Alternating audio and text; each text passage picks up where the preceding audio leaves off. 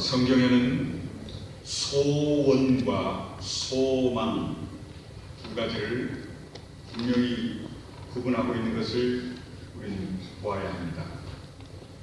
소원은 바람이지요. 사람은 각자가 바라는 소원이 있고 이루어지기를 원하지요. 그런데 우리 각자의 소원의 뿌리는 이기적이고 탐심에 근거하고 있는 것을 봅니다. 칼 막스의 소원이 뭔 줄 아세요?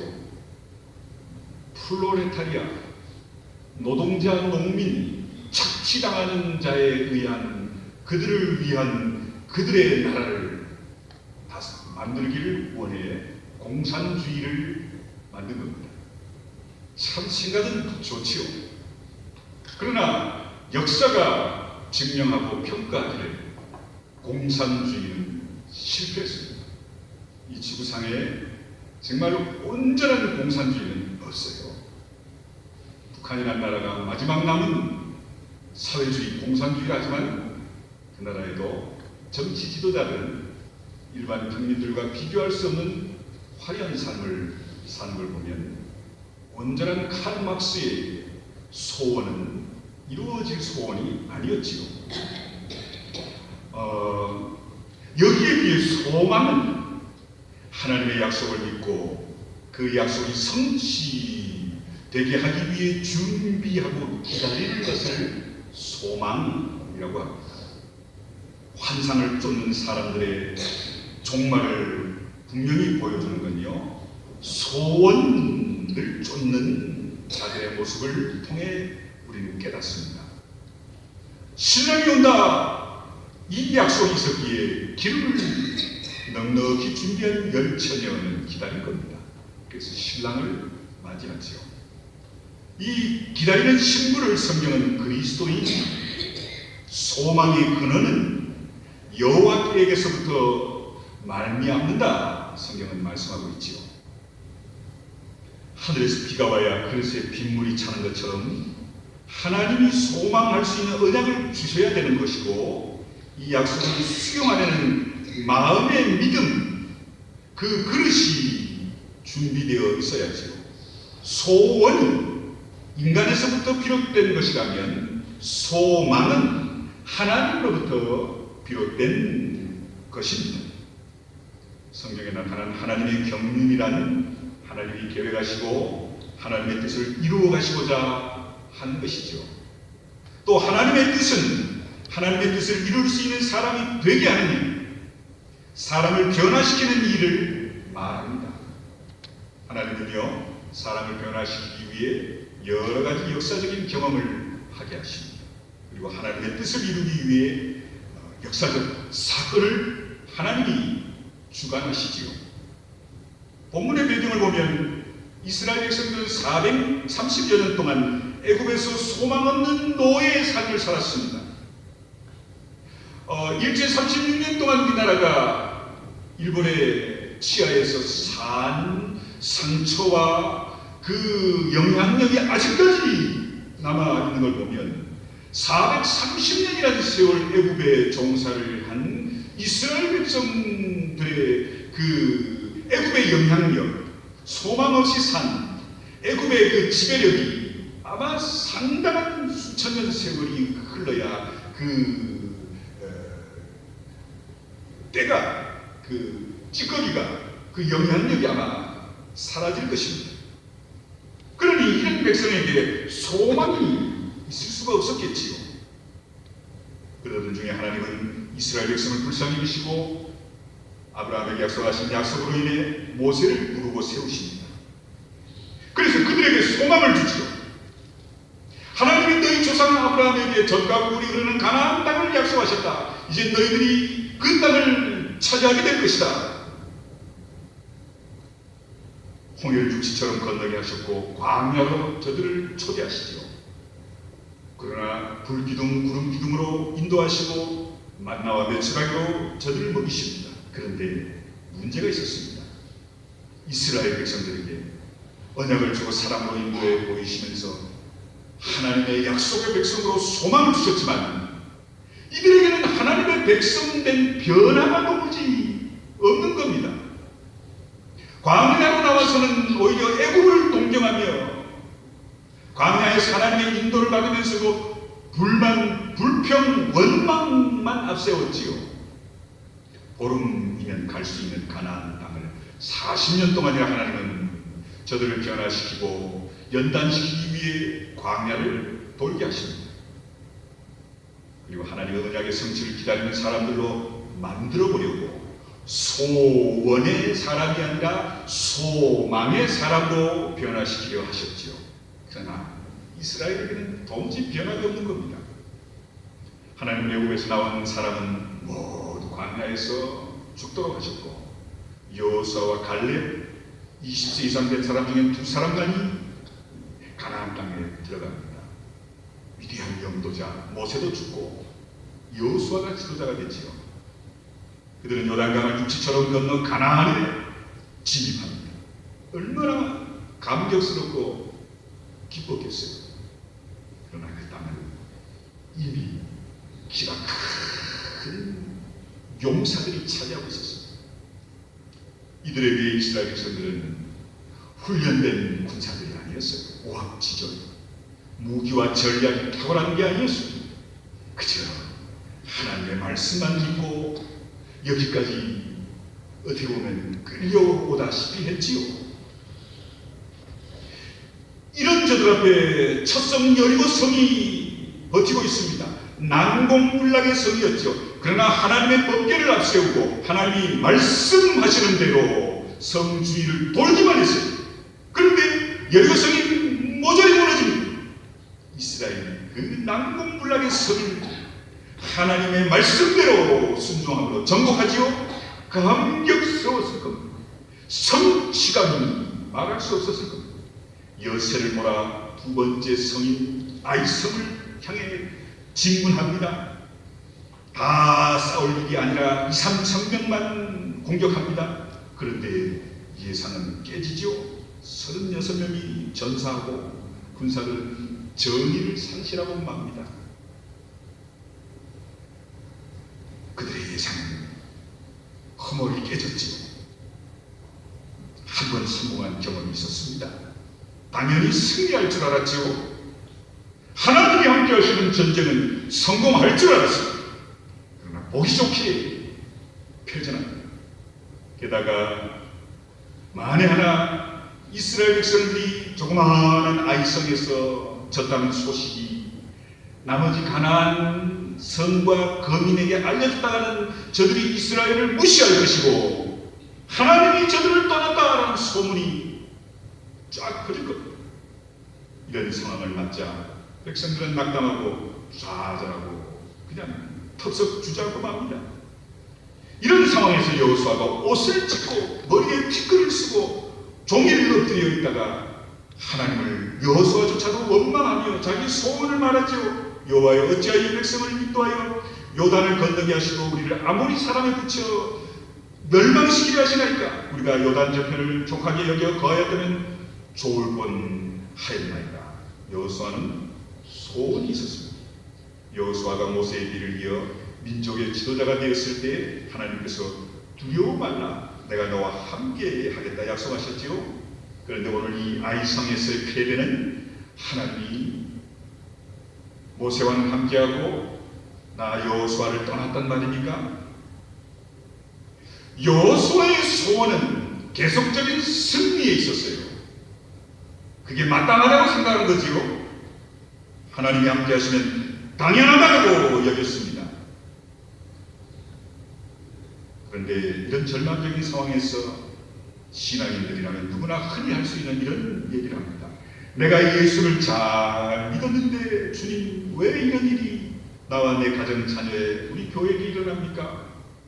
하나님 살아계시나요? 이 질문은 선지자들의 질문이었고 사도들의 질문이었고 오늘 우리 교회와 성도들의 동일한 질문일 겁니다. 일본의 최초의 선교사라고 할 수 있는 인도우 슈샹구라는 사람이요. 자기의 전도로 예수 믿은 일본 사람들이 박해를 받아 붙잡혀 바다가 내려다보이는 해변가에 막대기를 세워놓고 거기에 꽁꽁 저들을 묶어놓는 걸 보고 하나님 앞에 절규했답니다. 하나님, 하나님의 자녀들을 어찌 이렇게 가혹하게 내버려 두십니까?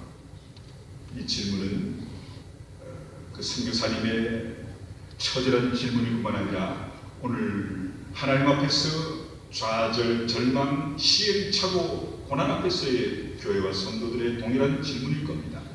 그런데요, 여호수아의 절규와 선교사님의 이 외침에 대한 하나님의 대답이 뭔지랍니까? 내일을 기다리라. 너와 백성들은 거룩하라.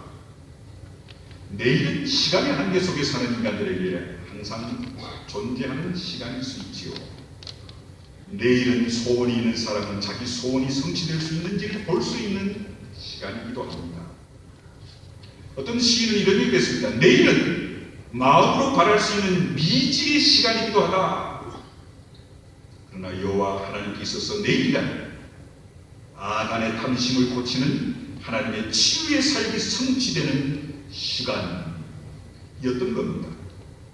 아이성 패배의 원인은 군사적인 열세도 아니었습니다. 전략상의 문제도 아니었고요. 하나님의 말씀대로 행치 않음도 아니었습니다. 단 한 사람, 아간의 탐심이 외투 한 벌과 은 200세겔에 대한 한 사람의 소원이 성취되는 순간에 반대로 하나님께 소망을 걸었던 전쟁의 승전이 패배로 바뀌고 말았음을 성경은 증거하고 있습니다. 오늘을 사는 이 땅의 근본적인 비극의 원인은 탐심에 의한 개인 소원의 성취가 문제라는 데 있습니다.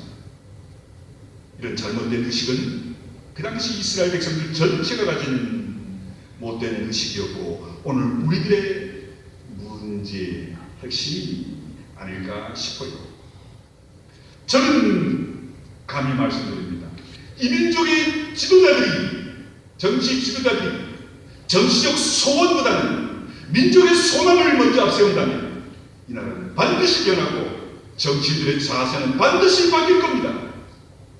그러나 물어보세요.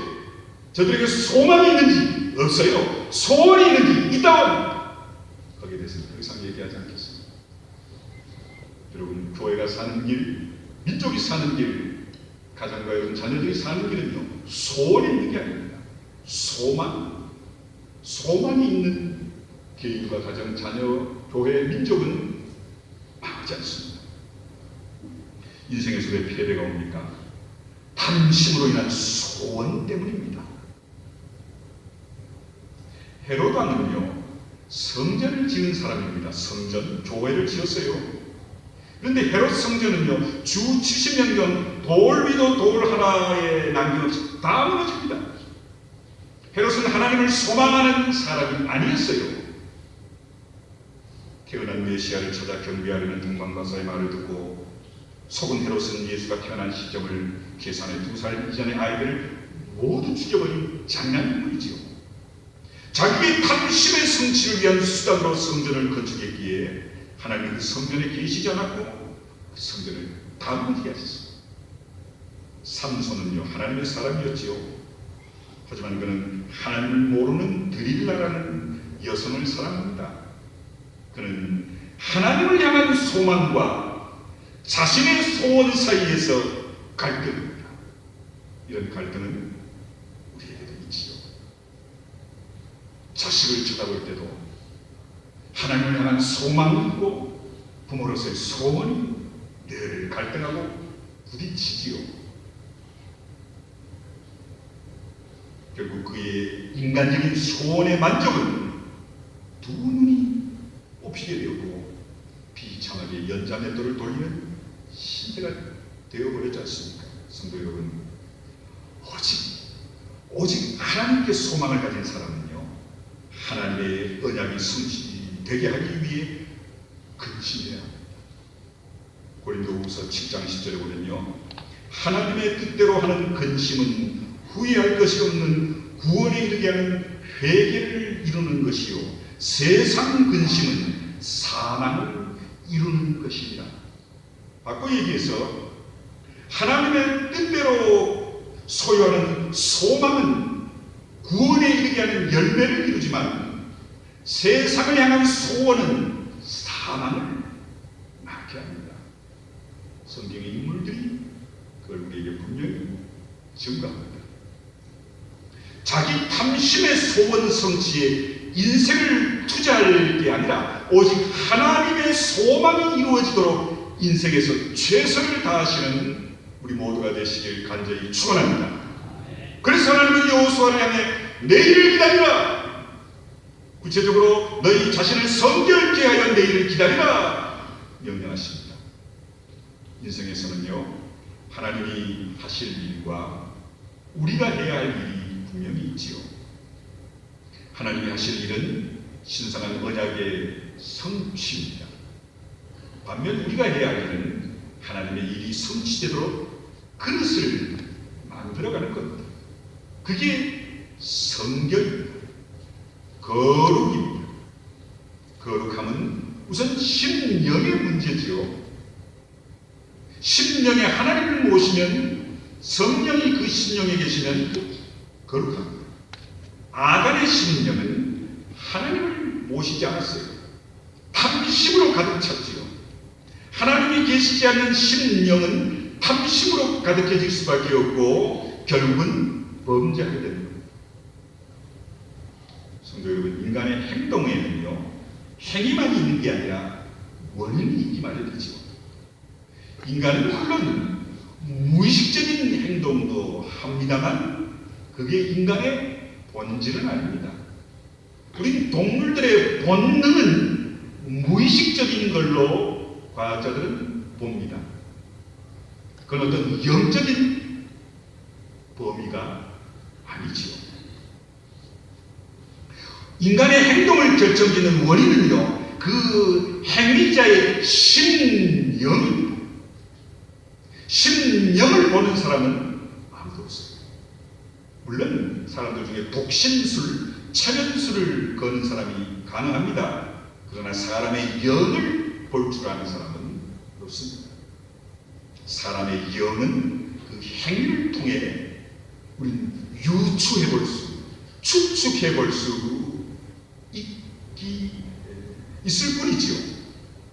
그래서 저도 많이 그러게 합니다만 우리의 말과 행동은요, 각자의 영의 거울이라 해도 틀리지 않습니다. 각자의 영에 의해 각자의 행동이 우리 사람들에게는 그대로 드러나게 마련이죠. 아간이 전리품을 훔친 건 그의 심령의 상태를 그대로 나타낸 것이라 해도 틀리지 않습니다. 빌립보 2장 5절에 보면 너희 안에 이 마음을 품으라 곧 그리스도 예수의 마음이 했습니다. 성령이 아니라 인간의 탐심으로 가득한 영은 예수 그리스도의 마음을 품을 도리가 없습니다. 여호수아처럼 자기 소원이 아니라 하나님의 소망을 품게 되면 하나님을 원망할 이유가 없는 거지요. 문제는 자기 소원이 있었습니다. 믿음의 조상 아브라함을 보실래요? 나이 100세가 되어든 하나뿐인 아들 이삭, 딸도 없었지요. 하나님이 그 이삭을 바치랍니다. 아브라함은 하나님을 신뢰하는 자였습니다. 그는 말씀대로 하나뿐인 아들 이삭의 가슴에 칼을 꽂으려고 했습니다. 아들을 죽이려고 했죠. 살인이 아니라 하나님께 바치려 했습니다. 하나님은 아브라함의 그 마음을 받으시고 하나님 앞에 아들 이삭이 아니라 아브라함 자신을 바쳤다 인정하십니다. 아브라함이 외아들 이삭을 바친 건 이삭을 바친 게 아니라 아브라함 자신을 바친 거지요. 이건 분명합니다. 하나님 그걸 보려고 하셨지요. 이삭을 바치라고 한 건 그 아들 이삭을 탐내서가 아니라 또다시 그 아이를 죽이면 또 죽이라, 이게 이런 논리가 아니라 아브라함 네가 너를 나한테 바치느냐 안 바치느냐를 보시려고 한 겁니다. 아브라함만 있으면 아들은 하나님 얼마든지 주실 수 있어요. 문제는 아브라함의 마음입니다. 그 아브라함의 마음에 인간의 탐심으로 인한 소원이 가득 차 있느냐, 아니면 하나님을 향한 소망으로 가득 차 있느냐를 하나님 고백하기를 원하시는 거지요. 로마서 12장 6절에 보면 산 제사를 드리라 했습니다. 제사인데 산 제사는 뭘까요? 산 제사라는 성서적인 의미는요, 제물과 함께 너도드려, 제물과 나를 동시에 드리는 게 산 제사입니다. 그래서 성경은요, 사무엘상 15장 22절에서 순종이 제사보다 낫다. 순종이라는 건 나를 하나님께 드린다는 고백입니다. 난 하나님 앞에 드리나이다 골백 번 얘기해도 소용없어요. 하나님 앞에 순종하기만 하면요, 난 하나님 앞에 드립니다 말은 고백입니다. 하나님 그걸 기뻐 받으시죠. 사랑하는 성도 여러분, 진정한 성도의 모습은 그래서 순종에 있다고 성경은 누누이 강조합니다. 하나님은 여호수아에게 세 가지 행동을 지시하시죠. 일어나라! 내일을 기다리라! 성결하라! 가나안을 정복하기 위한 하나님의 백성에게 필요한 것은요, 기다리는 과정이 있었습니다. 신약에서는 예수님의 재림을 기다리라 하셨지요. 성경적인 기다림이 뭔 줄 아세요? 성경적인 기다림은요, 정지나 휴면 상태에 들어가는 게 아니라 가만히 아무것도 안 하고 있는 게 아닙니다. 성경적 기다림은 언약이 이루어지도록 순종한 삶을 말씀하는 것임을 믿으시기 바랍니다. 하나님, 우리들이 하나님의 약속의 성취를 수용할 수 있는 그릇이 되면 그 언약을 성취하게 하심을 이 시간을 통해 믿으시길 간절히 축원합니다.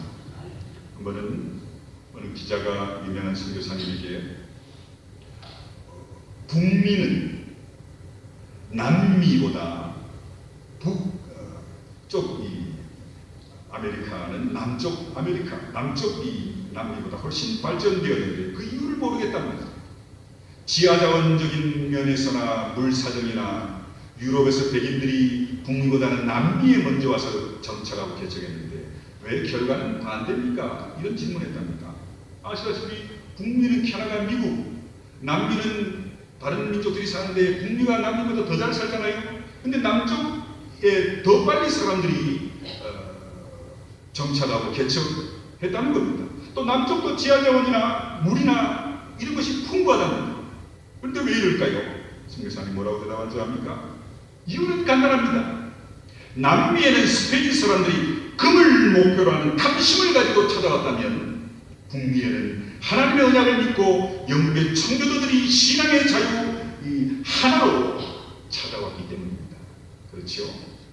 남미가 잘 살지 못하고 어려운 건 인간의 소원을 목표로 왔기 때문이고, 북미가 잘 살고 축복받은 이유는 하나님의 소망을 품고 개척했기에 하나님이 소원보다는 소망을 기뻐받으시고 축복하신다는 얘기입니다.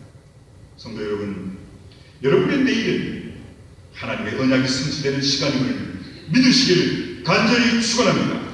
올 한 해 여러분 하나님 앞에 기도 제목을 성취하지 못한 게 있다면 하나님 용서없어서 내 기도의 제목들이 소원이었습니다. 이젠 앞으로 내 기도의 제목들이 소망이 되게 하셔서 내년에는 기도하는 모든 것들이 다 하나님이 기뻐하시는 모습으로 이루어지게 하옵소서. 소원이 아니라 소망의 기도를, 소망의 삶을 사심으로 하나님의 축복을 누리지 못한 약속을, 지연된 하나님의 크신 은혜를 앞으로는 넉넉히 누려가시는 소망의 교회와 가정과 여러분 모두 되시기를 간절히 축원합니다. 기도하겠습니다. 고마우신 아버지 하나님, 오늘 우리의 삶이 소원에 목숨을 걸지 않고 하나님을 향한 소망의 삶에 우리의 삶을, 인생을 걸어 하나님이 기뻐하시는 놀라운 복을 누리게 하옵소서. 예수님 이름으로 기도하옵나이다. 아멘.